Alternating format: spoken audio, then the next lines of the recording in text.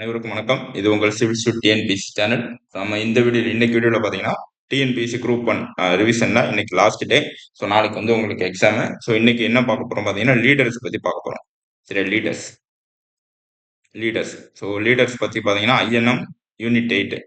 Unit 8. So இது 2லயும் leaders வந்து ரொம்ப முக்கியமானது. உங்களுக்கே தெரியும்.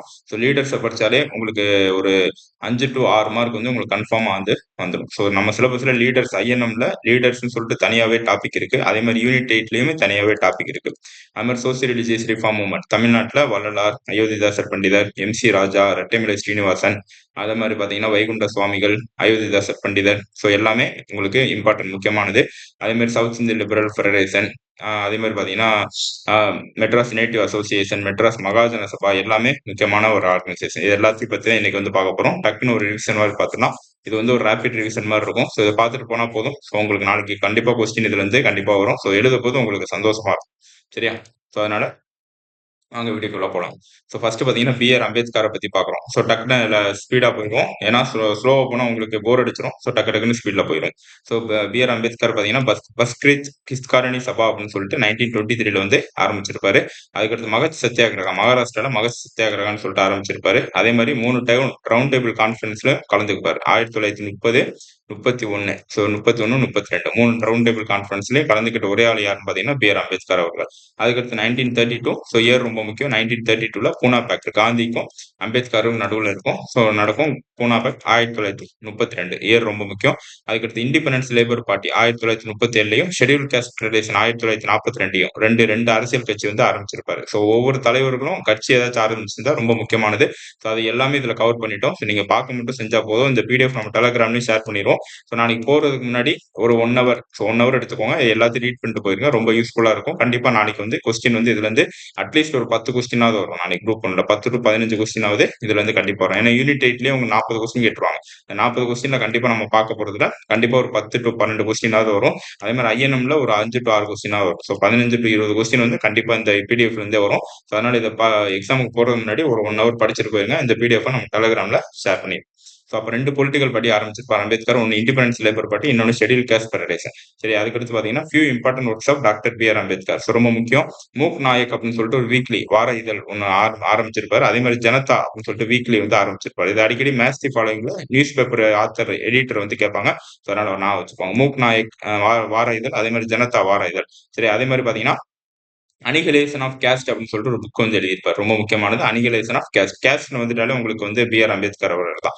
சரி, அடுத்து பாத்தீங்கன்னா அந்த கேஸ்ட் ஏன்னா எஸ்சி எஸ்டிக்கு அவங்க வந்து ரொம்ப போராடுவாங்க. ஸோ அதனால இது வந்து பார்த்தோம். அனிகலேஷன் ஆஃப் கேஸ்ட் அப்படின்ற புக் வந்து பி.ஆர். அம்பேத்கர். ஸோ இவர் வந்து ஃபாதர் ஆஃப் இந்தியன் கான்ஸ்டிடியூஷன் சொல்லுவோம். மாடர்ன் மெனுன்னு சொல்லுவோம். Modern Manu, father of Indian constitution. அதுக்கடுத்து சேர்மன் ஆஃப் டிராஃப்டிங் கமிட்டி. இது எல்லாமே பாலிட்டியில வரும். ஸோ பாலிட்டியும் நம்ம இதுல கவர் பண்ணிடுவோம். சரியா?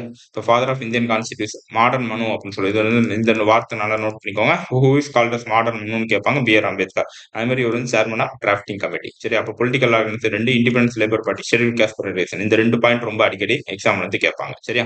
அதுக்கடுத்து பாத்தீங்கன்னா பகத்சிங் ரொம்ப முக்கியமான ஒரு நபர். அடுத்து பாத்தீங்கன்னா பகத்சிங் 1923ல நேஷனல் காலேஜ் இன் லாகூர் அதுல வந்து ஜாயின் பண்றாரு. இந்த நேஷனல் காலேஜ் இன் லாகூர் கட்டினவர் யாரு, ஃபவுண்ட் பண்ணவர் யாரு பார்த்தீங்கன்னா லாலா லஜபத் ராய் அவர்கள்.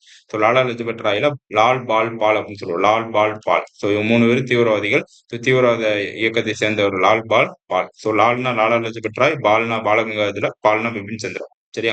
ஸோ அதுல ஒருவரான லாலா லஜபத் ராய் ஃபவுண்ட் பண்ண நேஷனல் காலேஜ். இது ரொம்ப முக்கியமானது. யாருக்கு ஃபவுண்ட் பண்ணான்னு கேட்பா. ஸோ லாகூர்ல நேஷனல் காலேஜ் ஃபவுண்ட் பண்ணிருப்பாரு. ஸோ அந்த நேஷனல் காலேஜ் தான் பகத்சிங் வந்து படிச்சிருப்பாரு. சரியா? அதுக்கடுத்து பாத்தீங்கன்னா he became a member of Hindustan Republic Association started by Sachindranath Sanyal. நல்லா நோட் பண்ணிக்கோங்க. என்ன கொடுப்பாங்க நமக்கு எக்ஸாமுக்கு, Hindustan Republic Association was started by Bhagat Singh கொடுப்பாங்க. தப்பு. Hindustan Republic Association ஸ்டார்ட் பண்ணது சச்சின் சன்யால் அப்படின்னு சொல்லிட்டு ஸ்டார்ட் பண்ணிருப்பாரு. அதை reorganisation HSARA Hindustan socialist republic அசோசியேஷனை ரீஆர்கனைஸ் பண்ணது யாருன்னு பாத்தீங்கன்னா பகத்சிங். சரி, அதே மாதிரி நவ்ஜன் பாரத் சபா அப்படின்னு சொல்லிட்டு ஒரு ஆர்கனைசேஷன் பகத்சிங் வந்து 1926ல ஃபவுண்ட் பண்ணிருப்பாரு. அப்ப பகத்சிங் ஃபவுண்ட் பண்ணது 2. ஒன்னு வந்து அச்சாரிய ஹிந்துஸ்தான் ரிபப்ளிக் அசோசியேஷனை சச்சின் சன்யால் ஃபவுண்ட் பண்ண Hindustan republic association HSRA Hindustan socialist republic association மாத்திருப்பாரு. அதே மாதிரி பாத்தீங்கன்னா நவ்ஜவான் பாரத் சபான்னு சொல்லிட்டு ஒரு ஆர்கனைசேஷன் ஃபவுண்ட் பண்ணிருப்பாரு. சரி, இது மட்டும் நான் வச்சுக்கோங்க. அதுக்கடுத்து பாத்தீங்கன்னா சோ இந்த ஹிந்துஸ்தான் HSRA வந்து யாரு கூட சேர்ந்து ரீஆர்கனைஸ் பண்ணோம்னா 3 பேர். ஒன்னு சுகுதேவ், இன்னொன்னு சந்திரசேகர் ஆசாத். சரி, அடுத்து பகத்சிங். 3 பேர் சேர்ந்து ரீஆர்கனைஸ் பண்ணோம். அச்சாரியாவை ஆர்ஏவா 1928ல ரீஆர்கனைஸ் பண்ணுவாங்க. அதுக்கடுத்து 1927ல பாத்தீங்கன்னா கக்கோரி கான்ஸ்பிரசி கேஸ் அப்படின்னு சொல்லிட்டு ஒரு கான்ஸ்பிரசி கேஸ் நடக்கும். ஸோ அதுல இருந்து அரெஸ்ட் ஆயிருப்பாரு பகத்சிங். அதே மாதிரி 1928 அடுத்த வருஷம் பாத்தீங்கன்னா செகண்ட் லாகூர் கான்ஸ்பிரசி கேஸ்ன்னு சொல்லிட்டு ஒரு கேஸ். ஸோ இது என்னன்னு பாத்தீங்கன்னா ஜாலியன் வாலாபாக் பன்ஸ்கர்ல லாலா லஜ்பத் ராய். ஸோ லாலா லஜ்பத் ராய் வந்து லத்தி சார்ஜ் பண்ணியிருப்பாங்க. அதுக்கு பழி வாங்குறதுக்காண்டி 1928ல அந்த லத்தி சார்ஜ் பண்ண ஆபீசர் மர்டர் சாண்டர்ஸ் அப்படின்னு சொல்லிட்டு ஒருத்தர் இருப்பாரு. ஸோ பிரிட்டிஷ்காரர் அவர் வந்து பாத்தீங்கன்னா கொலை பண்ணிட்டு லாகூர் கான்ஸ்பிரசி கேஸ்னு சொல்லிட்டு ஒரு கடத்தல் வழக்குல வந்து கைது பண்ணிடுவாங்க. ஸோ கைது பண்ணிட்டு அங்க வந்து டெத் சென்டென்ஸ், அதாவது தூக்கு தண்டனை வந்து கொடுத்துருவாங்க. அப்ப எந்த கேஸ்ல தூக்கு தண்டனை கொடுத்தாங்க அப்படின்னா செகண்ட் லாகூர் கான்ஸ்பிரசி கேஸ். அதுலதான் தூக்கு தண்டனை கொடுத்திருப்பாங்க. அந்த தூக்கு தண்டனை கொடுத்தது வந்து 1928. அவர் தூக்குல போட்டது வந்து 1931 மார்ச் 23. இது ரொம்ப முக்கியமான ஒரு ஆண்டு. 1931 தான் பகத்சிங்க, மார்ச் 23 1931 பகத்சிங்க செகண்ட் லாகூர் கான்ஸ்பிரசி கேஸ்னால தண்டனை பெறப்பட்டு தூக்குல வந்து இடப்பட்டார். சரி, அது ரொம்ப முக்கியம். அப்ப எந்த கேஸ்ல தூக்குல இடப்பட்டார் அப்படின்னா செகண்ட் லாகூர் கான்ஸ்பிரசி கேஸ். அதுக்கடுத்து 1929ல லெஜிஸ்லேட்டிவ் அசம்பிளில பாம் வந்து த்ரோ பண்ணிருப்பார். இந்த கேஸுக்கு இதுக்கு வந்து தூக்கு தண்டனை கொடுத்திருக்க மாட்டாங்க. எதுக்கு தூக்கு தண்டனை கொடுத்திருப்பாங்க? செகண்ட் லாகூர் கான்ஸ்பிரசி கேஸ். 1928ல தூக்கு தண்டனை கொடுத்து 1931ல தூக்குல வந்து போட்டிருப்பாங்க. அடுத்து 1929ல பாத்தீங்கன்னா லெஜிஸ்லேட்டிவ் அசம்பிளில சட்டசபையில வந்து பாம் வந்து த்ரோ பண்ணுவாரு. இது எதுக்குன்னா பிரிட்டிஷ் வந்து அச்சுறுத்ததுக்காண்டி த்ரோ பண்ணுவாரு. இதுல யாருமே இறந்திருக்க மாட்டாங்க. சும்மா பயம் காமிக்கிறதுக்காண்டி தான் த்ரோ பண்ணுவாங்க. இவரோட சேர்ந்து பத்துகேஸ்வர டட் அப்படின்னு சொல்லிட்டு பகத்சிங்கும் பத்துகேஸ்வர டட்டும் 2 பேர் சேர்ந்து 1929 ஏப்ரல் 8 ரொம்ப முக்கியம். டேட் இயர் எல்லாமே முக்கியம். 8 ஏப்ரல் 1929 அன்னைக்கு என்ன பண்ணிருப்பாங்க பாத்தீங்கன்னா லெஜிஸ்லேட்டிவ் அசம்பிளில பாம் வந்து த்ரோ பண்ணிருப்பாங்க பத்துகேஸ்வரரும் பகத்சிங்கும் சேர்ந்து. இவரோட ஸ்லோகன் முக்கியமானது இன்குலாப் சிந்தாபாத். சரி, இன்குலாப் சிந்தாபாத் அந்த ஸ்லோகன் வந்து ரொம்ப முக்கியமானது. அதனால பாத்துக்கோங்க. அதே மாதிரி பாத்தீங்கன்னா இவரோட புக் வந்து ஒய் ஐ ஆம் ஏஜஸ். ரெண்டுமே முக்கியமான ஸ்லோகன் இன்குலாப் சிந்தாபாத், புக் வந்து ஒய் ஐ ஆம் ஏஜஸ். அடுத்து வந்து பார்க்க போறது பாரதியார். இவர் வந்து பாத்தீங்கன்னா சுதேசி கீதங்கள் 1908ல வந்து பப்ளிஷ் பண்ணியிருப்பாரு. ஸோ இது வந்து சுதேசி மித்ரன் ஜி சுப்பிரமணிய ஐயர் எழுதுனா சுதேசி மித்ரன் ஃபவுண்ட் பண்ண சுதேசி மித்ரன் அந்த நாளிதழில் சப் எடிட்டர் வந்து இருப்பாரு. ஸோ அப்போ உங்களுக்கு கேட்பாங்க ஹி வாஸ் எடிட்டர் ஆஃப் சுதேசி மித்ரனா அவர் கிடையாது, சப் எடிட்டர் தான் இருப்பாரு. சரியா? அடுத்து இந்தியா அப்படின்ற ஒரு நியூஸ் பேப்பர்ல எடிட்டரா இருப்பாரு. இந்த இந்தியான்ற நியூஸ் பேப்பர் தான் first paper in Tamil Nadu to publish political cartoon, அரசியல் கேலி சித்திரங்களை பப்ளிஷ் பண்ண ஃபர்ஸ்ட் நியூஸ் பேப்பர் எதுனா இந்தியா தான். ஸோ இது வாய்ஸ் ஆஃப் ரேடிக்கலா இருந்துச்சு. சரி, தீவிரவாதிகளின் குரலா இருந்தது இந்த இந்தியா நியூஸ் பேப்பர் தான். அடுத்து விஜயா, அதுக்கடுத்து நிறைய நியூஸ் பேப்பர் வந்து எடிட் பண்ணியிருப்பாரு. ஒன்று விஜயா, இது வந்து தமிழ் டைரி, தமிழ் வார இதழ். அதே மாதிரி பாலபாரதம், இது வந்து இங்கிலீஷ் வார இதழ். அதே மாதிரி சூரியோதயம். ஸோ பாண்டிச்சேரிக்கு தப்பிச்சு ஓடிடுவாரு. ஸோ அங்க வந்து பாத்தீங்கன்னா பாண்டிச்சேரியில சூரியோதயம் அப்படின்னு சொல்லிட்டு ஒரு நியூஸ் பேப்பரை வச்சு வாழ்ந்துட்டு இருப்பாரு. எடிட்டர் அங்க வந்து பாண்டிச்சேரியில இருந்துட்டு இருப்பாரு. அதே மாதிரி சக்கரவர்த்தினி, இது வந்து பெண்களுக்கான ஒரு வார இதழ். ஸோ சக்கரவர்த்தினி. ஸோ எல்லாமே பாரதியார் எடிட்டர் தான். ஆனா Swadeshi mission G Subramaniya Iyer start பண்ண சுதேசி மிஷன்ல சப் எடிட்டரா இருப்பாரு. துணை ஆசிரியரா இருப்பாரு, ஆசிரியரா இருக்க மாட்டாரு. ஆசிரியரா இருந்தது இந்தியா, விஜயா, பாலபாரதம், சூரியோதயம், சக்கரவர்த்தினி. ஸோ எல்லாமே சரி. அப்ப எல்லாமே நியூஸ் பேப்பர் வந்து இப்ப உங்களுக்கு கேட்பாங்க which of the following news papers related to Bharathiyar, எந்த செய்தித்தாள் பாரதியாருடன் தொடர்புடையது அப்படின்னா அதுல சுதேசி மிஷன் தந்தா அது கரெக்ட் தான். ஆனா எடிட்டர் அப்படின்னு தந்தா அது தப்பு. அது சரியா?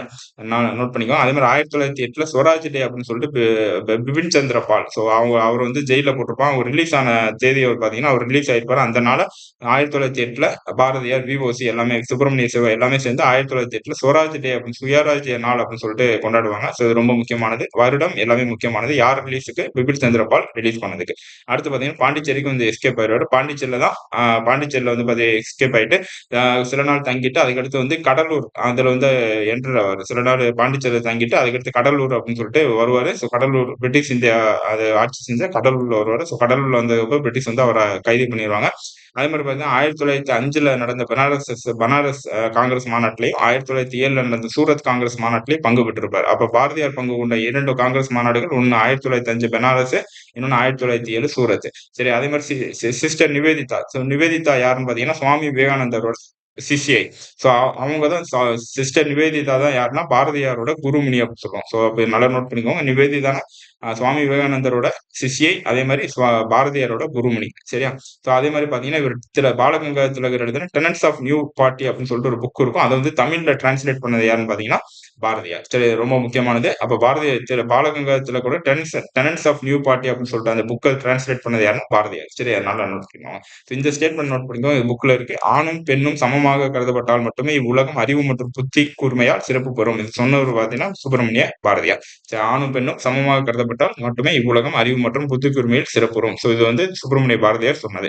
ரொம்ப முக்கியமானது, பாத்துக்கோங்க. அடுத்து விஓசி வ.உ. சிதம்பரம். கண்டிப்பா ஒரு கொஸ்டின் வந்து வ.உ.சி பத்தி வந்துரும். ஸோ சென்னை ஜனசங்கம் அப்படின்னு சொல்லிட்டு ஒரு ஆர்கனைசேஷன அ ஃபவுண்ட் பண்ணியிருக்கார். அதே மாரி யுவனேஸ் பிரச்சர் சபா ரொம்ப முக்கியமானது. யுவனேஸ் பிரச்சர் சபா, சென்னை ஜனசங்கம், அதே மாரி தேசாபிமான சங்கம். அப்ப வி.ஓ.சினா 3 சங்கம் உங்களுக்கு ஞாபகம் வரணும். ஒண்ணு சென்னை ஜனசங்கம், இன்னொன்னு யுவனேஸ் பிரச்சர் சபா, இன்னொன்னு தேசாபிமான சங்கம். அடுத்து பார்த்தீங்கன்னா நேஷனலிஸ்ட் மூவ்மென்ட் 1905ல தான் இவரு தேசிய இயக்கத்துல வந்து பங்கு கொள்றாரு. சரி அதே மாரி இவர் பாலகங்காதர திலகரின் சீடர். அதனால தான் இவர் நம்ம தமிழ்நாட்டு திலகர் அப்படின்னு சொல்றோம். அப்ப பாலகங்காதர திலகர ஃபாலோ பண்ணவர் தான் வி.ஓ.சி. ஸோ அதனால தான் அவர் தமிழ்நாட்டு திலகர்னு சொல்றோம். 1906ல பார்த்தீங்கன்னா சுதேசி ஸ்டீம் நேவிகேஷன் கம்பெனி. ஸோ சுதேசி நீராவி கப்பல் கம்பெனி அப்படின்னு சொல்லிட்டு தூத்துக்குடியில வந்து ஆரம்பிச்சிருக்காரு. ஸோ அப்ப வந்து 2 கப்பல் வந்து வாங்கியிருப்பாங்க. ஒண்ணு எஸ்.எஸ். காலியா, இன்னொன்னு எஸ்.எஸ். லாவே. 2 கப்பல் வாங்கி அதை தூத்துக்குடிக்கு கொலம்போக்கு இடையில வந்து விட்டிருப்பாரு. ஸோ அந்த கம்பெனியோட ஷேர் ஹோல்டர் முக்கியமான பங்குதாரர் யாருன்னா பாண்டித்துரை, ஹஜி ஹஜி ஃபக்கீர் முகமது 2 பேர் தான் பங்குதாரர்கள். இவங்க 2 பேரும் 10,00,000 ஸோ தலா 10,00,000 குடுத்து உறுப்பினர் வந்து ஆயிருப்பாங்க. அதுக்கடுத்து 1908ல பார்த்தீங்கன்னா கோரல் மில் ஸ்ட்ரைக் அப்படின்னு சொல்லிட்டு ஒரு ஸ்ட்ரைக் வந்து வி.ஓ.சியும் சுப்பிரமணியம் அவர் ஃப்ரெண்டான சுப்பிரமணிய சிவம் 2 பேரும் சேர்ந்து 1908ல கோரல் மில் ஸ்ட்ரைக்னு சொல்லிட்டு ஒண்ணு வந்து தூத்துக்குடியில வந்து ஆர்கனைஸ் பண்ணியிருப்பாங்க. ஸோ ரொம்ப முக்கியமானது இயர் பார்த்துக்கோங்க. அதே மாதிரி இவர் எழுதின புக் பார்த்தீங்கன்னா மெய்யறம் மெய்யறிவு 2 புக்கு ரொம்ப முக்கியமானது. மெய்யறம் மெய்யறிவு யார் எழுதியிருக்காருன்னா வி.ஓ.சி எழுதியிருக்காரு. சரியா? அடுத்து ஜவஹர்லால் நேரு ரொம்ப முக்கியமான ஒரு நபர். ஜவஹர்லால் நேரு பார்த்தீங்கன்னா father of Motilal Nehru. So Motilal நேருவோட ஃபாதர் ஜவஹர்லால் நேரு மோத்திலால் நேருவோட ஜவஹர்லால் நேரு வந்து பையன். சரி அப்ப ஃபாதர் வந்து மோதிலால் நேரு. அடுத்து leader of Indian independence movement. Motilal Nehru யாரு? இந்தியன் இண்டிபெண்டன்ஸோட மூவ்மெண்டோட ஒரு லீடர். இவரோட பையன் தான் ஜவஹர்லால் நேரு. ஸோ இவங்க ஜவஹர்லால் நேரோட சிஸ்டர் பார்த்தீங்கன்னா விஜயலட்சுமி பண்டிட். இவங்க வந்து பார்த்தீங்கன்னா first female president of UNGA United Nation General அசம்பிளியோட ஃபர்ஸ்ட் ஃபீமேல் பிரசிடென்ட் யாரு? விஜயலட்சுமி பண்டிட். இவங்க யாரு? ஜவஹர்லால் நேரோட சிஸ்டர். சரியா? அடுத்து 1916ல பார்த்தீங்கன்னா ஜவஹர்லால் நேரு காந்திஜியை ஃபர்ஸ்ட் மீட் பண்றாரு. எங்கன்னா லக்னோ செஷன் ஆஃப் காங்கிரஸ். 1916 தான் லக்னோ செஷன் ஆஃப் காங்கிரஸ் இது பண்ணும். அப்போ வந்து லக்னோ பேக்ட் வந்து சைன் பண்ணுவாங்க. So Lucknow pact between Indian National Congress and Muslim League. சரியா? 2 பேருக்கு நடுவுல லக்னோ பேக்ட் சைன் ஆகும். அங்கதான் ஃபர்ஸ்ட் 1916ல காந்திஜியை ஜவஹர்லால் நேரு வந்து மீட் பண்றாரு. அதே மாதிரி பாத்தீங்கன்னா 1900 India independence for India league அப்படின்னு சொல்லிட்டு சுபாஷ் சந்திர போஸோட 1928. ஸோ 1928 என்னன்னா நேரு ரிப்போர்ட் அப்படின்னு சொல்லிட்டு அவங்க அப்பா வந்து மோத்திலால் நேரு அவங்க அப்பா மோத்திலால் நேரு வந்து பாத்தீங்கன்னா நேரு ரிப்போர்ட் சொல்லிட்டு ஒரு ரிப்போர்ட் வந்து கொடுத்திருப்பாங்க. அது ரிப்போர்ட் வந்து ஜவஹர்லால் நேருக்கு வந்து பிடிக்காது. அப்ப என்ன பண்ணுவாங்க பாத்தீங்கன்னா ஜவஹர்லால் நேரு சுபாஷ் சந்திர போஸும் 2 பேரும் கலந்து இந்திய இண்டிபெண்டன்ஸ் ஃபார் இந்தியா லீக் அப்படின்னு சொல்லிட்டு ஒரு ஆர்கனைசேஷன் வந்து ஆர்கனைஸ் பண்ணுவாங்க 1928ல. அப்ப இது நோட் பண்ணிக்கோங்க. எதுக்குன்னு நோட் பண்ணிக்கோங்க. சரி அடுத்து 1929ல லாகூர் செஷன் ஆஃப் ஐஎன்சில வந்து பிரசிடென்ட் வந்து எலெக்ட் ஆவாரு. ஸோ இது ரொம்ப முக்கியம். 1916ல வந்து ஃபர்ஸ்ட் காந்தியை மீட் பண்றாரு. 1929ல லாகூர் செஷனோட பிரசிடென்ட் வந்து ஆகிறாரு. இந்த லாகூர் செஷன்ல என்ன பண்ணுவாங்க பாத்தீங்கன்னா பூர்ண ஸ்வராஜ் அப்படின்னு சொல்லி இந்த ரெசல்யூஷன் வந்து ஃபார்ம் பண்ணுவாங்க. சரி பாஸ் பண்ணுவாங்க. அந்த பூர்ண ஸ்வராஜ் ரெசல்யூஷன் பாஸ் பண்ணது பாத்தீங்கன்னா ராட்டிஃபை பண்ணது. ஸோ சரின்னு சொன்னது வந்து கராச்சி செஷன். அந்த கராச்சி செஷன்ல பிரசிடென்ட் வந்து யாருன்னா சர்தார் வல்லபாய் பட்டேல். அதுக்கடுத்து பார்த்து ஜவஹர்லால் நேரு தான் second satyagrahi to arrest in individual satyagraha. First வந்து ஆச்சாரிய வினோபா பாவே, செகண்ட் வந்து ஜவஹர்லால் நேரு. சரியா? காந்தி ஆரம்பிச்ச தனிநபர் சத்தியாகிரகத்தில் ஜெயிலுக்கு போனவங்க 2 பேர். ஆச்சாரிய வினோபா பாவே ஃபர்ஸ்ட், ஜவஹர்லால் நேரு செகண்ட். தமிழ்நாட்டுல டி.எஸ்.எஸ். ராஜன் அவர். சரியா? அதை நோட் பண்ணிக்கோங்க. 1942ல நேரு வந்து குவிட் இந்தியா ரெசல்யூஷன் சொல்லிட்டு ஒன்னு வந்து மூவ் பண்றாரு. அப்போ உங்களுக்கு கேட்பாங்க குவிட் இந்தியா ரெசல்யூஷன் மூவ் பண்ணது யாருன்னு பாத்தீங்கன்னா 1942 எங்கெல்லாம் பாம்பே காங்கிரஸ் கமிட்டில நடந்திருக்கும். சரி 1946ல இன்டரிம் கவர்மெண்ட் வந்து ஃபார்ம் பண்ணிருப்பாங்க. ஜவஹர்லால் நேரு பிரைம் மினிஸ்டர் வச்சு இடைக்கால அரசு வந்து 1946ல ஃபார்ம் பண்ணிருப்பாங்க. அது மாதிரி எழுதின புக் பாத்தீங்கன்னா discovery of India, glimpses of world. So ஒவ்வொரு தலைவர் எழுதின புக் வந்து நல்லா நான் வச்சுக்கோ ரொம்ப முக்கியமானது. நியூஸ் பேப்பர் வந்து நேஷனல் ஹெரால்டு. அதே மாதிரி நியூஸ் பேப்பர் நான் வச்சுக்கோ இதை மேட்ச் ஃபாலோயிங்ல கேட்கலாம். அப்ப ஜவஹர்லால் நேரு ஃபவுண்ட் பண்ண நியூஸ் பேப்பர் வந்து பாத்தீங்கன்னா நேஷனல் ஹெரால்டு. அடுத்து காமராஜர். ஸோ பொலிட்டிக்கல் குரு காமராஜரோட அரசியல் குரு சத்தியமூர்த்தி ரொம்ப முக்கியமானது. சத்தியமூர்த்தின்னு சொல்லுவோம். ஸோ அதுக்கடுத்து 1924 வைக்கம் சத்தியாகிரகால வந்து இவர் வந்து இப்பதான் ஃப்ரீடம் ஸ்ட்ரகிளுக்குள்ள வருவார். தமிழ்நாட்டு ஃப்ரீடம் ஸ்ட்ரகிளுக்குள்ள 1924 தான் வைக்கம் சத்தியாகிரகா பார்ட்டிசிபேட் பண்ணிட்டு உள்ள வந்து காமராஜர் வராரு. அதுக்கடுத்து பாத்தீங்கன்னா 1930ல ராஜாஜி தலைமையில நடந்த திருச்சி வேதாரண்யம் டு திருச்சிராப்பள்ளி சால்ட் சத்தியாகிரகா உப்பு சத்தியாகிரகத்துல பார்ட்டிசிபேட் பண்றாரு. அப்ப பார்ட்டிசிபேட் பண்ணி அலிப்பூர் ஜெயில வந்து சிறையை அடைக்கப்படுறாரு. அடுத்து 1940ல வரதால காந்திஜியை மீட் பண்ண போறாரு. அப்ப வந்து வேலூர் ஜெயில வந்து சிறையை அடைக்கப்படுறாரு. அதே மாதிரி பாத்தீங்கன்னா 1942 குவிட் இந்தியா மூவ்மெண்ட்ல பார்ட்டிசிபேட் பண்றாரு. அப்ப அமராவதி ஜெயில வந்து சிறை அடைக்கப்படுறாரு. ஸோ இவர் வந்து 7 வருஷம் வந்து சிஎம் இருந்திருப்பாரு. அதே மாதிரி ராஜாஜி கொண்டு வந்து குலக்கல்வி திட்டத்தை அபாலிஷ் பண்ணவர் யாருன்னா காமராஜர். அதுக்கடுத்து இன்ட்ரோடியூஸ் மிட் டே மீல் ஸ்கீம். ஸோ மதிய உணவு திட்டத்தை 1956ல இன்ட்ரோடியூஸ் பண்ணியிருப்பார். அதே மாதிரி காமராஜர் பிளான் எப்படி சி ராஜகோபாலாச்சாரிக்கு சிஆர் பிளான் சொல்லிட்டு 1944 வந்துச்சு, அதே மாதிரி காமராஜருக்கு காமராஜர் பிளான் அப்படின்னு சொல்லிட்டு ஒரு ஃபேமஸ் பாலிசி வந்து இவர் வந்து ஃப்ரேம் பண்ணியிருப்பார். சரியா?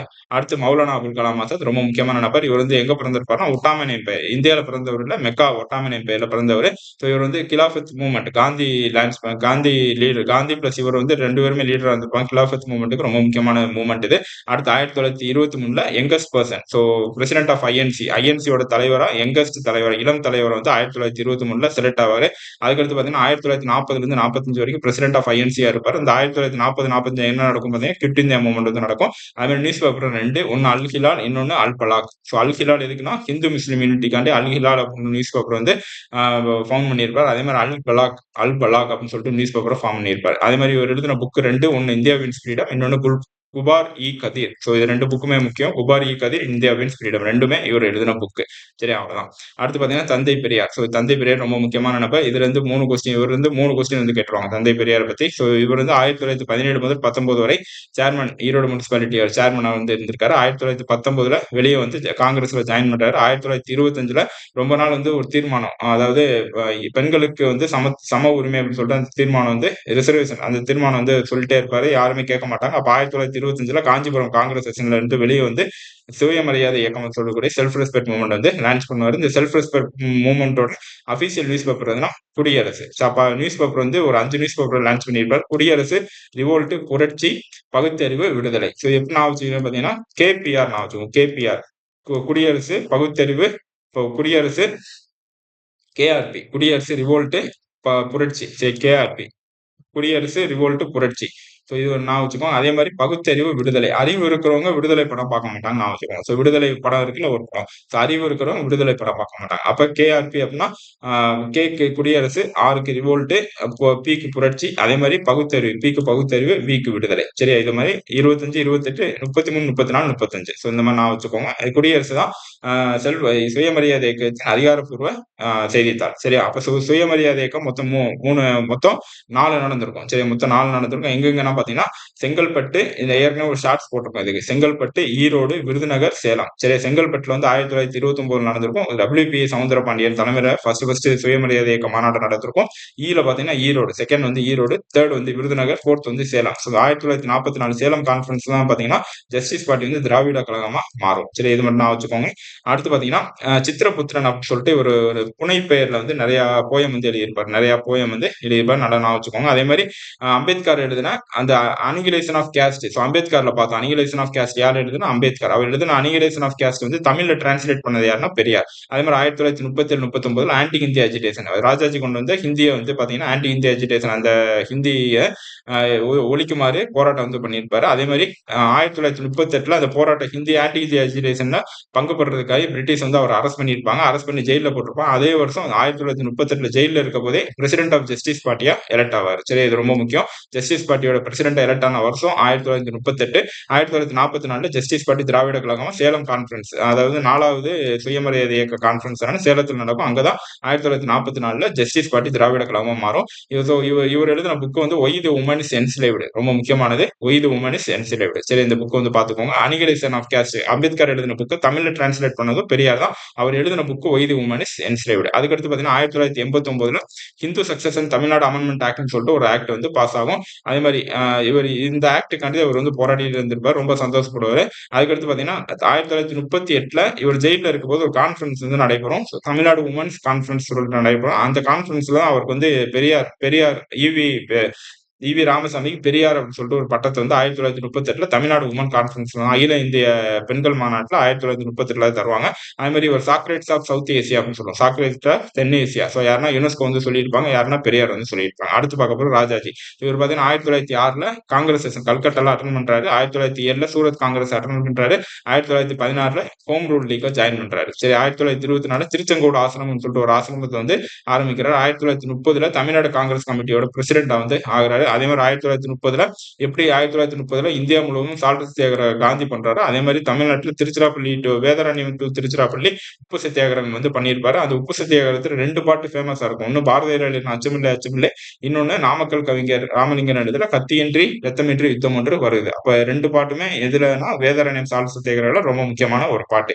அடுத்து சிஎம் 1935 எலெக்ஷன் நடக்கும். 1937 ஜெயிச்சு சிஎம் வருவாரு. அதுக்கு முன்னாடி பாத்தீங்கன்னா இந்த சால்ட் சத்தியாகிரகல பங்கு பெற்ற ஒரு முக்கியமான பெண்மணி பாத்தீங்கன்னா ருக்மிணி லட்சுமிபதி அவர்கள். ஸோ இவர் தான் first woman to pay fine. அதாவது டாக்ஸ் சால்ட் டாக்ஸை மீறுறதுக்காண்டி ஃபர்ஸ்ட் ஃபைன் பே பண்ண உமன் பாத்தீங்கன்னா ருக்மிணி லட்சுமிபதி. அதனால உங்களுக்கு ஜெயில் போட்டிருப்பாங்க. ஸோ ஜெயில போட்டிருப்பாங்க. அதே மாதிரி ஸோ ராஜாஜி அமைச்சரவையில ஃபர்ஸ்ட் டெபுட்டி ஸ்பீக்கர் துணை சபாநாயகர் யார் பாத்தீங்கன்னா ருக்மிணி லட்சுமிபதி அவர்கள். ரொம்ப முக்கியமானது. 1937 அதுக்கடுத்து சிஎம் வருவாரு.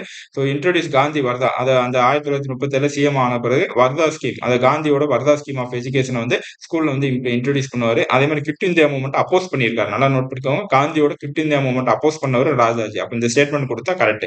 அடுத்து 1944 அப்பயே சொன்னேன், கே பிளான் மாதிரி காமராஜர் பிளான் மாதிரி சி ராஜகோபாலாச்சாரி பிளான் 1944 கொண்டு வந்திருப்பாரு. எதுக்குன்னு பாத்தீங்கன்னா two nation theory. So Maulana Muhammad Ali Jinnah two nation தியரியை கொண்டு வந்திருப்பார். அந்த டூ நேஷன் தியரியை பாத்தீங்கன்னா சால்வ் பண்றதுக்காண்டி, அந்த டூ நேஷன் தியரிக்காண்டி ஆல் இந்தியா முஸ்லீம் லீக்கும் இந்தியன் நேஷனல் காங்கிரஸ்க்கும் பிரச்சனை வந்திருக்கும். ஸோ இதை சால்வ் பண்றதுக்காண்டி சி ராஜகோபாலாச்சாரி ஃபார்முலான்னு சொல்லிட்டு 1944 கொண்டு வருவாரு. அது ஃபெயிலியர் ஆயிரும். அதுக்கடுத்து பாத்தீங்கன்னா ஃபர்ஸ்ட் கவர்னர் ஆஃப் வெஸ்ட் பெங்காலும் first and last Indian governor general of independent India, independent இந்தியாவின் governor general first and last இறுதி கவர்னர் ஜெனரல் பாத்தீங்கன்னா இவர் தான். ஸோ அதுக்கடுத்து 1959 சுதந்திரா பார்ட்டி அப்படின்னு சொல்லிட்டு ஒரு பார்ட்டி ஆரம்பிச்சிருப்பாரு. ரொம்ப முக்கியமானது. 1959 சுதந்திரா பார்ட்டி. ஒவ்வொரு அரசியல் தலைவர் என்னென்ன பொலிட்டிக்கல் பார்ட்டி ஆரம்பிச்சிருக்கான்னு சொல்லிட்டு நான் வச்சுக்கோங்க. ரொம்ப முக்கியமானது. அடுத்து சுபாஷ் சந்திர போஸ். சுபாஷ் சந்திர போஸ் பத்தி பார்க்கணும் அப்படின்னா இவர் பொலிட்டிக்கல் குரு யாருன்னா சிஆர் தாஸ். ஸோ அப்போ ஒவ்வொருத்தருக்கும் பொலிட்டிக்கல் குரு இருப்பாங்க. காந்திக்கு பொலிட்டிக்கல் குரு கோபாலகிருஷ்ண கோகலே. அதே மாதிரி பாத்தீங்கன்னா சுபாஷ் சந்திர போஸுக்கு பொலிட்டிக்கல் குரு சிஆர் தாஸ். அதே மாதிரி காமராஜருக்கு பொலிட்டிக்கல் குரு சத்தியமூர்த்தி. ஸோ இந்த பொலிட்டிக்கல் குருவே கொஸ்டின் அடிக்கடி கேட்பாங்க. சரியா? ஸோ இவர் சுபாஷ் சந்திர போஸ் 2 நியூஸ் பேப்பரோட தொடர்பு. இவர் ஸ்வராஜ் அப்படின்னு சொல்லிட்டு ஒரு நியூஸ் பேப்பர் ஸ்டார்ட் பண்ணியிருக்காரு. அதே மாதிரி ஃபார்வர்ட் அப்படின்னு சொல்லிட்டு நியூஸ் பேப்பர்ல எடிட்டரா இருந்திருக்காங்க. அந்த ஃபார்வர்ட் நியூஸ் பேப்பர் பாத்தீங்கன்னா யார் ஸ்டார்ட் பண்ணதா சிஆர் தாஸ் ஸ்டார்ட் பண்ணது. அதனாலதான் அவர் ஃபார்வர்ட் பிளாக் அப்படின்னு சொல்லிட்டு ஒரு நியூஸ் பேப்பர் ஒரு கட்சியை ஆரம்பிச்சிருப்பாரு. இந்த ஃபார்வர்ட் பிளாக்ன்ற கட்சி எதுல இருந்து வந்துச்சுன்னா சிஆர் தாஸ் ஆரம்பிச்சு அந்த நியூஸ் பேப்பர்ல இருந்து வந்துச்சு. அதுலதான் எடிட்டரா இருந்திருப்பாரு. அதே மாதிரி ஸ்வராஜ் அப்படின்னு சொல்லிட்டு நியூஸ் பேப்பரை ஸ்டார்ட் பண்ணிருப்பாரு. 1928 பாத்தீங்கன்னா சுபாஷ் Chandra Bose Jawaharlal Nehru Indian independence league start பண்ணிருப்பாங்க. இதை ஏற்கனவே பார்த்தோம். அதுக்கு 1938 பாத்தீங்கன்னா காங்கிரஸ் பிரசிடென்ட் ஹரிபுரா செஷன்லயும் திரிபுரா செஷன் 2 டைம் காங்கிரஸ் பிரசிடென்டா இருந்திருப்பாரு. அதே மாதிரி பாத்தீங்கன்னா 1938 39 1938 ஹரிபுரா செஷன்லயும் 1939 திருப்புரி செஷன்லயும் ஐஎன்சி பிரசிடென்டா இருந்திருப்பாரு. 1938 அப்படி இருக்க போது national planning committee. National planning committee சேர்மனா நேஷனல் பிளானிங் கமிட்டி ஃபார்ம் பண்ணுவாங்க. அதுல சேர்மனா ஜவஹர்லால் நேரு அப்பாயிண்ட் பண்ணுவாரு. அப்பாயிண்ட் ஆவார். அப்ப நேஷனல் பிளானிங் கமிட்டி 1938 ஃபார்ம் பண்ணது யாருன்னா சுபாஷ் சந்திர போஸ். சரி, அதோட சேர்மன் ஜவஹர்லால் நேரு. அடுத்து 1939 திருப்பூரி செஷன்ல நடக்கும். ஸோ இது காந்தியோட கேண்டிடேட் பட்டாபி சீதாராமையா அகேன்ஸ்டா இவர் நிற்பாரு. ஸோ அதனால அவருக்கு காந்திக்கு பிரச்சனை வந்துடும். வெளியே போய் ஃபார்வர்ட் ஆல் இந்தியா ஃபார்வர்ட் பிளாக்னு சொல்லிட்டு ஒரு கட்சியை 1939 ஆரம்பிப்பாரு. அதே மாதிரி பாத்தீங்கன்னா இவரோட slogan give me blood and I will give you freedom. நீங்க எனக்கு ரத்தம் கொடுங்க, நான் உங்களுக்கு சுதந்திரத்தை தருகிறேன். அந்த ஸ்லோகனும் அதே மாதிரி தில்லி சலம் இந்த ஸ்லோகனும் ரெண்டுமே சுபாஷ் சந்திர போஸ் சொன்னது. அதே மாதிரி 1940 ஜெயில போட்டுருவாங்க. அதுக்கடுத்து 1941 எங்க ஜெர்மனிக்கு எஸ்கேப் ஆவாரு. அங்க இந்தியன் லீஜியன் அப்படின்னு சொல்லிட்டு ஒரு ஆர்கனைசேஷன் ஃபார்ம் பண்ணுவாரு. அது மாதிரி 1942 ஜப்பானுக்கு ரீச் ஆவார். அங்க பாத்தீங்கன்னா ஏற்கனவே மோகன் சிங் அப்படின்னு சொல்லிட்டு ஒருத்தர் இந்தியன் நேஷனல் ஆர்மி, ஜப்பானீஸும் இந்தியனும் சேர்ந்து இந்தியன் நேஷனல் ஆர்மி சொல்லிட்டு ஒருத்தர் ஒன்னு ஆர்கனைஸ் பண்ணிட்டு இருப்பாரு மோகன் சிங். அதுக்கடுத்து பின்னால அந்த இந்தியன் நேஷனல் ஆர்மி சுபாஷ் சந்திர போஸ் கையில வந்துடும். ஸோ அதை பத்தி பார்க்கலாம். அதுக்கடுத்து பாத்தீங்கன்னா இந்தியன் நேஷனல் ஆர்மியில இவர் சுபாஷ் சந்திர போஸ் ஒரு உமன் ரெஜிமெண்ட் ஃபார்ம் பண்ணுவாரு. ராணி ஆஃப் ஜான்சி ரெஜிமெண்ட் உமன் அப்படின்னு சொல்லிட்டு ரெஜிமெண்ட் அப்படின்னு சொல்லிட்டு ஒன்று ஜாயின் பண்ணுவாரு.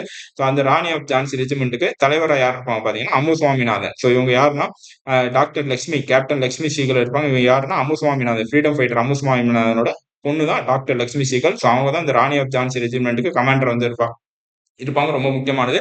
அடுத்து 1943 ராஸ் பிகாரி போஸ் பாத்தீங்கன்னா இந்தியன் நேஷனல் ஆர்மியை சுபாஷ் சந்திர போஸோட ஹேண்ட் பண்ணுவாரு. சுபாஷ் சந்திர போஸ் ஒப்படைச்சிருவாரு. ராஸ் பிகாரி ஃபார்ம் பண்ணி இன்னொரு ஆர்கனைசேஷன் பாத்தீங்கன்னா இந்தியன் இண்டிபெண்டன்ஸ் லீக். அப்ப இந்தியன் இண்டிபெண்டன்ஸ் லீக் 2 இடத்துல வருது. ஒன்னு சுபாஷ் சந்திர போஸ் ஜவஹர்லால் நேரு ஃபார்ம் பண்ணது. இன்னொன்னு ராஸ்பிகாரி போஸ் ஃபார்ம் பண்ணது. 2 பேருமே கரெக்ட் தான். ஸோ 2 பேர் 3 பேருமே 2 பேரும் கலந்து தருவாங்க. ஒரு ஆப்ஷன்ல இல்லாட்டி ராஸ்பிகாரி போஸ் மட்டும் தனியா தந்தாலும் கரெக்ட் தான். அப்ப அந்த இந்தியன் இண்டிபெண்டன்ஸ் லீக்கையும் ராஸ்பிகாரி போஸ் வந்து இந்தியன் நேஷனல் ஆர்மியும் ராஸ்பிகாரி போஸ் என்ன பண்ணிடுவாருன்னா சுபாஷ் சந்திர போஸ்ட ஒப்படைச்சிருவாரு. நீங்க பாத்துக்கோங்க ஒப்படைச்சிருவாரு. 1943ல சிங்கப்பூர்ல ஒரு ப்ரொவின்சியல் கவர்மெண்ட் வந்து ஃபார்ம் பண்ணுவார் சுபாஷ் சந்திர போஸ். அதுக்கடுத்து 1944ல ஆசாத் ஹிந்த் ரேடியோ அப்படின்னு சொல்லிட்டு அந்த ரேடியோல வந்து காந்திய Mahatma father of Indian nation, father of nation of India அப்படின்னு சொல்லிட்டு ஃபாதர் ஆஃப் இந்தியன் நேஷன் சொல்லிட்டு அட்ரஸ் பண்ணுவார். அப்ப ஃபாதர் ஆஃப் இந்தியன் நேஷன் சொல்லிட்டு காந்தி வந்து அழைச்சவர் யாருன்னா ஃபர்ஸ்ட் ஆசாத் ஹிந்து ரேடியோல சுபாஷ் சந்திர போஸ் அழைச்சிருப்பாரு. அதே மாதிரி அந்தமான் நிக்கோபார் ஐலாண்டை வந்து ஃபர்ஸ்ட் யூனியன் டெரிட்டரி, அது ஃபர்ஸ்ட் பிரிட்டிஷ் ரூல்ல இருந்து விடைபெற first union territory Andaman Nicobar வந்து சுபாஷ் சந்திர போஸ் வந்து அனௌன்ஸ் பண்ணியிருப்பாரு. எங்கன்னா ஆசாத் ஹிந்து ரேடியோ மூலமா அனௌன்ஸ் பண்ணியிருப்பாரு. அப்ப சுபாஷ் சந்திர போஸ் எந்த ஐலாண்டை வந்து அனௌன்ஸ் பண்ணாரு கேட்கலாம். இல்லாட்டி இந்த ஐலாண்டு கொடுத்து யார் வந்து இந்த பிரிட்டிஷ் ரூல்ல இருந்து ஃப்ரீயா அனௌன்ஸ் பண்ணான்னு கேட்டா சுபாஷ் சந்திர போஸ் வந்து அனௌன்ஸ் பண்ணியிருப்பாரு. சரியா? அடுத்து ரவீந்திரநாத் தாகூர். இவர் வந்து நம்ம குருதேவ்னு சொல்லுவோம். ஸோ இவர் வந்து பாத்தீங்கன்னா விஸ்வபாரதி சாந்திநிகேதன் வெஸ்ட் பெங்கால்ல இருக்க விஸ்வபாரதி யூனிவர்சிட்டி வந்து ஃபார்ம் பண்ணுவாரு.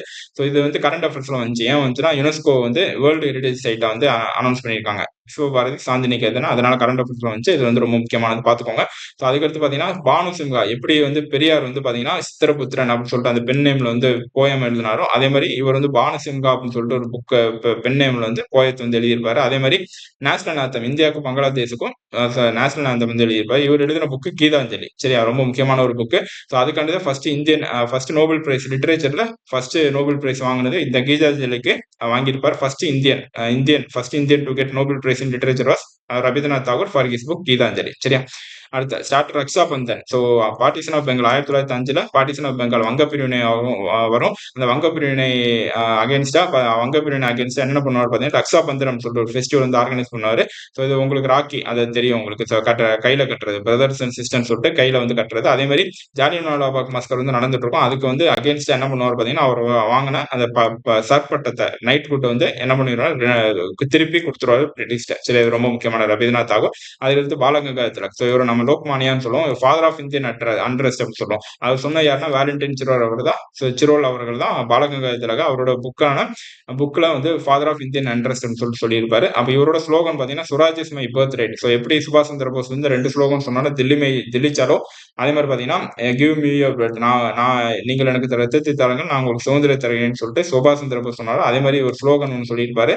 சுராஜ்யம் எனது பிறப்புரிமை, அதை அடைந்தே தீர்வேன்னு சொல்லிட்டு ஸ்லோகம் வந்து சொல்லியிருப்பாரு. சரி, அதே மாதிரி maker of modern India Gandhi வந்து மகாத்மா காந்தி வந்து Balagangadhara Tilak maker of modern இந்தியான்னு சொல்லிட்டு கூப்பிட்டுருப்பாரு. சரி, அப்ப மேக்கர் ஆஃப் மாடர்ன் இந்தியா அப்படின்னு பாலகங்காதர திலக கூப்பிட்டவர் யாரு? மகாத்மா காந்தி அவர்கள். ஸோ பாலகங்காதர திலக வந்து 2 நியூஸ் பேப்பர் லான்ச் பண்ணாரு. ஒன்னு கேசரி மராத்தாலையும் மகாராத்தா அப்படின்னு சொல்லிட்டு இங்கிலீஷ்லயும் 2 நியூஸ் பேப்பர் வந்து லான்ச் பண்ணாரு. அதே மாதிரி கணபதி ஃபெஸ்டிவல், சிவாஜி ஃபெஸ்டிவல் 2 வந்து ஆர்கனைஸ் பண்ணாரு. எப்படி ரவீந்திரநாத் தாகூர் வந்து பார்ட்டிஷன் ஆஃப் பெங்கால் அகேன்ஸ்டா ரக்ஷா பந்தன் அப்படின்னு சொல்லிட்டு அது ஃபெஸ்டிவல் வந்து லான்ச் பண்ணாரு. அதே மாதிரி பாலகங்காதரத்துல கணபதி ஃபெஸ்டிவல், சிவாஜி ஃபெஸ்டிவல் சொல்லிட்டு 2 வந்து லான்ச் பண்ணாரு. அதே மாதிரி 1916ல all India home rule league சொல்லிட்டு பெல்கால் வந்து ஸ்டார்ட் பண்ணாரு. அதே மாதிரி அனிபெசன்ட் ஸ்டார்ட் பண்ண ஹோம் ரூல் ஆர்கனைசேஷன் மெட்ராஸ்ல வந்து அனிபெசன்ட் ஸ்டார்ட் பண்ணியிருப்பாங்க. அதுக்குமே சப்போர்ட் பண்ணியிருப்பாரு. அதே மாதிரி இவர் எழுதின புக்கு கீத ரகசியா. ஸோ ரவீந்திரநாத் தாகூர் எழுதின புக்கு கீதாஞ்சலி, பாலகங்காதர எழுதின புக்கு கீத ரகசியா. ஸோ ரெண்டுமே ரொம்ப முக்கியம். அதே மாதிரி ஆர்டிக் ஹோமின் வேதாஸ் சொல்லிட்டு ஒரு புக் வந்து எழுதியிருப்பாரு. பாலகங்கத்திற்கு எழுதின 2 புக்கு கீத ரகசியம் ஒன்று, ஆர்டிக் ஹோமின் வேதாஸ். அடுத்து இவர் வந்து வி.ஓ. சிதம்பரம், வி.டி. சவர்கரின் குரு. அதனாலதான் வி.ஓ. சிதம்பரம் நம்ம தமிழ்நாட்டு திலகர் அப்படின்னு சொல்லுவோம். அதே மாதிரி வி.டி. சவாக்கர் பாத்தீங்கன்னா லண்டன்ல ஒரு முக்கியமான ஒரு தீவிரவாத அமைப்புனா ஆரம்பிச்சிருப்பாரு. ஸோ அவருக்கு குரு யாருன்னு பாத்தீங்கன்னா பாலகங்காதர திலகர். ஸோ அதே மாதிரி பாத்தீங்கன்னா கோபாலகிருஷ்ண கோகுல வந்து பாலகங்காதர திலகர் என்ன சொல்லியிருப்பாரு பாத்தீங்கன்னா jewel of Maharashtra India's diamond. So மகாராஷ்டிராவின் ஜொல் அப்படின்னு சொல்லியிருப்பார். அதே மாதிரி இந்தியாவின் வைரம் சொன்னவர் பாத்தீங்கன்னா கோபாலகிருஷ்ண கோகலே. அப்ப 2மே பாலகங்காதர திலக் தான். சொன்னவர் கோபாலகிருஷ்ண கோகலே. அதே மாதிரி பாலகங்காதர திலக மகாத்மா காந்தி என்ன சொல்லியிருப்பாரு பாத்தீங்கன்னா மேக்கர் ஆஃப் மாடர்ன் இந்தியா அப்படின்னு சொல்லிட்டு சொல்லியிருப்பாரு. சரி, மேக்கர் ஆஃப் மாடர்ன் இந்தியான்னு சொன்னவர் Mahatma Gandhi, jewel of Maharashtra India's diamond சொன்னவர் கோபாலகிருஷ்ண கோகலே. சரி, கோபாலகிருஷ்ண கோகலே இவர் சொல்லியிருப்பாரு. சரி, பாலகங்காதர திலக் வந்து சொல்லியிருப்பாரு. அப்ப பாலகங்காதர திலக் வந்து யார ஜொல் ஆஃப் மகாராஷ்டிரா இந்தியாஸ் டைமண்ட் சொன்னார் பாத்தீங்கன்னா கோபாலகிருஷ்ண கோகலே தான் சொல்லியிருப்பாரு. கோபாலகிருஷ்ண கோகலேவே சொல்லியிருப்பாரு. சரியா? அடுத்த வள்ளலார். இவர் வந்து மருதூர் மருதூர்ல வந்து பிறந்திருப்பாரு. 1906 இவரு ஆரம்பிச்ச 3 சங்கம், முக்கியமான சங்கம் 1965, 67, 72. 65ல சமரச வேத சன்மார்க்க சங்கம். இத வந்து சமரச சுத்த சன்மார்க்க சத்திய சங்கமா மாத்திருப்பாங்க. அது மாரி 1967ல சத்திய தர்மசாலை, 1972ல சத்திய ஞான சபை. சத்திய தர்மசாலை, சத்திய ஞான சபை, சமரச சுத்த சன்மார்க்க சத்திய சங்கம். 1965, 67, 72. சரி, அதே மாரி இவரோட சாங்ஸ் எல்லாமே, பாட்டு எல்லாமே திருவருட்பான்னு சொல்லிட்டு ஒரு புக்கா வந்து வெளியிட்டிருப்பாங்க. அது மாரி வைகுண்ட சுவாமிகள் இவர் வந்து சுவாமி தோப்பு கன்னியாகுமரியில பிறந்திருப்பாரு. இவரோட ஒரிஜினல் நேம் முடிச்சூர் பெருமாள். சமத்துவ சமாஜம், நிழல் தாங்கல்னு சொல்லிட்டு 2 ஆர்கனைசேஷன் வந்து ஃபவுண்ட் பண்ணியிருப்பாரு. அதே மாரி இவரோட ஃபாலோவர்ஸ் வந்து இவர் ஐயாவளி அப்படின்னு சொல்லிட்டு ஃபாலோ பண்ணுவாங்க. இவரோட புக் பார்த்தீங்கன்னா அகில திரட்டு அம்மானை. எப்படி வள்ளலாருக்கு வந்து திருவருட்பா இருந்துச்சு, அதே மாதிரி இவருக்கு வைகுண்ட சுவாமிகளோட டீச்சிங்ஸ் எல்லாம் கலந்து அகில திரட்டு அம்மானைன்னு சொல்லிட்டு ஒரு புக்கை வந்து கொடுத்திருப்பாங்க. ஸோ இவர் என்னன்னு சொல்லியிருப்பாரு பார்த்தீங்கன்னா, பிரிட்டிஷ் வெள்ளையர்களை வந்து வெள்ளை வெள்ளை பிசாசு, பிரிட்டிஷ் வந்து வெள்ளை பிசாசு அப்படின்னா திருவாங்கூர் ராஜாவை கருப்பு பிசாசு அப்படின்னு சொல்லியிருப்பார். அப்ப இந்த ஸ்டேட்மெண்ட் கொடுத்து கேட்டா இது வைகுண்ட சுவாமிகள் தான் சொன்னாரு. அடுத்து அயோத்தியாசர் பண்டிதர், இவர் வந்து அத்வைதானந்த சபா அப்படின்னு சொல்லிட்டு ஒரு ஆர்கனைசேஷன் ஃபவுண்ட் பண்ணாரு. அதே மாதிரி திராவிட பாண்டியன், திராவிட கழகம். திராவிட பாண்டியன் ஒரு மேகசின் ஆர்கனைஸ் பண்ணுவாரு. அதே மாதிரி திராவிட கழகம் சொல்லிட்டு ஒரு ஆர்கனைசேஷன் ஃபவுண்ட் பண்ணுவாரு. யாரோட சேர்ந்துனா ஜான் ரத்னமும் அயோத்தியாசர் சேர்ந்து Dravida Kazhagam and magazine, Dravida Pandian magazine வந்து ஆர்கனைஸ் பண்ணுவாங்க. அது மாதிரி திராவிட மகாஜன சபா அப்படின்னு சொல்லிட்டு, திராவிட அப்படின்னாலே உங்களுக்கு அயோத்தியாசர் பண்டிதர் தான் நான் வரணும், எக்ஸப்ட் ஒரே ஒண்ணு. அதை பின்னாடி பார்க்கலாம். திராவிட மகாஜன சபா, திராவிட கழகம் ரெண்டுமே நான் சொன்னது அயோத்தியாசர் பண்டிதர் தான். திராவிட மகாஜன சபா 1891ல ஆர்கனைஸ் பண்ணிட்டு அதோட ஃபர்ஸ்ட் கான்ஃபரன்ஸ் பாத்தீங்கன்னா நீலகிரியில வந்து பண்ணுவாரு. சரியா? அதே மாதிரி சாதி பேத அற்ற திராவிடர், அன்டச்சபிள்ஸ், அதாவது தீண்டத்தகாதவர்களை சாதி பேதமற்ற திராவிடர்னு சொல்லி சொன்னவர் யார் பார்த்தீங்கன்னா அயோத்தியாசர் பண்டிதர். அதே மாதிரி HS ஆல்காட், தியோசபிக்கல் சொசைட்டியை ஃபவுண்ட் பண்ண HS ஆல்காட்டோட இன்ஃபுளுன்ஸ்னால சாக்கிய புத்திஸ்ட் சொசைட்டின்னு சொல்லிட்டு 1898ல என்ன பண்ணுவாருன்னா மெட்ராஸ் வந்து ஃபவுண்ட் பண்ணியிருப்பாரு. சரி, 1907ல பாத்தீங்கன்னா ஒரு பைசா தமிழன் சொல்லிட்டு வீக்லி ஜேர்னல் அவங்க வார இதுல வந்து ஃபவுண்ட் பண்ணியிருப்பாரு. ரொம்ப முக்கியமானது அயோத்தியாசர் பண்டிதர். கண்டிப்பா ஒரு கொஸ்டின் வந்து வந்துடும். சரியா? அடுத்து ரெட்டமலை ஸ்ரீனிவாசன். ரெட்டமலை ஸ்ரீனிவாசன் பாத்தீங்கன்னா டைட்டில், இவரோட இவருக்கு என்னென்ன டைட்டில் கொடுத்திருப்பாங்க, ராவு பகதூர், திவான் பகதூர்னு சொல்லிட்டு 3 டைட்டில் வந்து கொடுத்திருப்பாங்க. இவரோட ஆட்டோபயோகிராபி, ஜீவே சரித சுருக்கம். இவரோட சுயசரிதம் பாத்தீங்கன்னா ஜீவே சரித சுருக்கம். இவர் வந்து ஆதி திராவிட மகாஜன சபா. அப்ப நல்லா பாத்துங்க, அத்வைதானந்த சபா அயோத்தியாசர் பண்டிதர், திராவிட கழகம் அயோத்தியாசர் பண்டிதர், திராவிட மகாஜன சபா அயோத்தியாசர் பண்டிதர். இந்த ஆதி திராவிட மகாஜன சபா மட்டும் யாருன்னா ரெட்டமலை ஸ்ரீனிவாசன். சரி, அடி. அடி, திருக்குறள்ல 2 அடி இருக்கும்ல, திருக்குறள்ல 2 அடி இருக்கும். அதே மாதிரி அடி அப்படின்னா இரட்டை. 2 அடி இருக்கும் திருக்குறள். அப்ப ரெட்டைமலை ஸ்ரீனிவாசன் ஆதி திராவிட மகாஜன சபா. அடுத்து schedule caste federation, Madras provincial depress class ஃபெடரேஷனுக்கு பிரசிடென்டா இருந்திருப்பார். நல்லா பாத்துக்கோங்க, இது வந்து ஃபவுண்டர்னு கொடுப்பாங்க, தப்பு.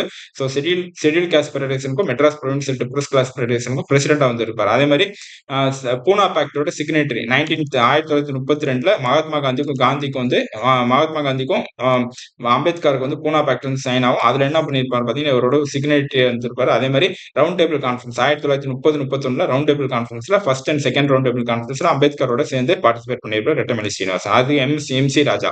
MC ராஜா பாத்தீங்கன்னா one of founding member of South Indian liberal Federation. தென்னிந்திய நல உரிமை சங்கத்தின் ஒரு ஒரு ஃபவுண்டர்ஸ்ல MC ராஜா ஒருத்தர். இவர் வந்து first elected legislative council member from depressed class in Madras province. மெட்ராஸ்ல ஃபர்ஸ்ட் எலெக்ட் ஆன லெஜிஸ்லேட்டிவ் கவுன்சில் மெம்பர் யாருன்னா டிப்ரஸ் கிளாஸ்ல இருந்து எலெக்ட் ஆன first elected legislative council member யாருன்னா MC ராஜா அவர்கள். அதுக்கடுத்து பாத்தீங்கன்னா ஜஸ்டிஸ் பார்ட்டியோட டெபுட்டி லீடரா இருந்திருப்பாரு, துணை லீடரா இருந்திருப்பாரு. ஜஸ்டிஸ் பார்ட்டி மெட்ராஸ் லெஜிஸ்லேட்டிவ் கவுன்சில்ல ஜஸ்டிஸ் பார்ட்டியோட துணை லீடரா இருந்தவர் MC ராஜா. அதே மாதிரி இவருக்கு ஃபவுண்ட் பண்ண ஒரு முக்கியமான ஆர்கனைசேஷன் பாத்தீங்கன்னா all India depress class association 1928ல வந்து ஃபவுண்ட் பண்ணிருப்பாரு. அப்ப MC ராஜா வந்து all India depress class association, Rettamalai Srinivasan வந்து ஆதி திராவிட மகாஜன சபா, அயோத்தியாசர் பண்டிதர் வந்து பாத்தீங்கன்னா திராவிட மகாஜன சபா, அத்வைதானந்த சபா, அதே மாதிரி திராவிட கழகம். சரியா? திராவிட பாண்டியன். எல்லாமே அயோத்தியாசர் பண்டிதர். வைகுண்ட சுவாமிகள் பாத்தீங்கன்னா சமத்துவ சமாஜம், நிழல் தாங்கல். வள்ளலார் பாத்தீங்கன்னா சமரச சுத்த சன்மார்க்க சங்கம், சத்திய தர்மசாலை, சத்திய ஞான சபை. சரியா? இந்த சத்திய ஞான சபையும் இந்த சத்திய தர்மசாலை இதுவும் இந்த சமத்துவ சமாஜமும் குழப்பம். சமத்துவ சமாஜம் வைகுண்ட சுவாமிகள். வைகுண்ட சுவாமிகள் ஃபவுண்ட் பண்ண ஒரே ஒரு ஆர்கனைசேஷன் சமத்துவ சமாஜம் தான். சரி, அடுத்து பாத்தீங்கன்னா 4 ஆர்கனைஸ் அடிக்கடி வந்து கேட்பாங்க, நல்லா நான் வச்சுக்கோங்க. Madras native association 1852. இதை ஃபவுண்ட் பண்ணவங்க 2 பேர், கஸ்தூரி லட்சுமி நரசிம்ம செட்டி, ஸ்ரீனிவாசனா. மெட்ராஸ் மகாஜன சபா வந்து 1884. வீரராகவச்சாரி, அனந்தச்சார்லு, ரெங்கையா. இந்த மெட்ராஸ் மகாஜன சபாவோட ஃபர்ஸ்ட் பிரசிடென்ட் ரெங்கையா. அதே மாதிரி அனந்தச்சார்லு வந்து செக்ரட்டரியா இருந்திருப்பாரு. அடுத்து மெட்ராஸ் யுனைடெட் லீக் வந்து மெட்ராஸ் யுனைடெட் லீக் வந்து 1912ல வந்து ஃபவுண்ட் பண்ணியிருப்பாங்க. அந்த மெட்ராஸ் யுனைடெட் லீக் பின்னால மெட்ராஸ் திராவிடன் அசோசியேஷனை மாத்திருப்பாங்க. இதோட ஃபவுண்டர் ஒரே ஒருத்தர் தான் சி நடேசன் அவர்கள். ஸோ இந்த மெட்ராஸ் யுனைடெட் லீக் தான் ஜஸ்டிஸ் பார்ட்டியோட முன்னோடியா இருக்கும். சரி, அடுத்து சவுத் இந்தியன் லிபரல் ஃபெடரேஷன் தென்னிந்திய நல உரிமை சங்கம் 1914 ஆரம்பிச்சிருப்பாங்க. யாருன்னா பிட்டி தியாகராய செட்டி, டி.எம். நாயர், பி. ராமராயங்கர், அதே மாதிரி டாக்டர் சி நடேசன் முதலே. ஸோ 4 பேர் சேர்ந்து சவுத் இந்தியன் லிபரல் ஃபெடரேஷன் ஆரம்பிச்சிருப்பாங்க. South Indian liberal federation Madras Mahajana சபாவோட ஃபவுண்டர்ஸ் நல்லா பார்த்துக்கோங்க. ஸோ உங்களுக்கு கேட்பாங்க. சரியா? ஸோ 1916. ஸோ அவ்வளோதான் ஃப்ரெண்ட்ஸ். ஸோ முக்கியமான இது பார்த்துருக்கோம். ஸோ இது பார்த்தாலே உங்களுக்கு 15 கொஸ்டின் கிட்ட 10 to 15 கொஸ்டின் கிட்ட கண்டிப்பாக வந்துடும். இந்த பிடிஎஃப் நம்ம டெலிகிராம் ஷேர் பண்ணுவோம். ஸோ எல்லா எக்ஸாமுக்கும் நீங்க வச்சுக்கலாம். குரூப் 1, குரூப் 2, குரூப் 4 எல்லா எக்ஸாமுக்கும் இது கண்டிப்பா கேட்பாங்க. ஸோ அதனால இந்த மெட்டீரியல் ரொம்ப யூஸ்ஃபுல்லா இருக்கும். இந்த வீடியோ ரொம்ப யூஸ்ஃபுல்லா இருக்கும். ஸோ இந்த வீடியோ பிடிச்ச லைக் பண்ணுங்க, ஷேர் பண்ணுங்க, யூடியூப் சேனலை சப்ஸ்கிரைப் பண்ணுங்க. Thank you friends.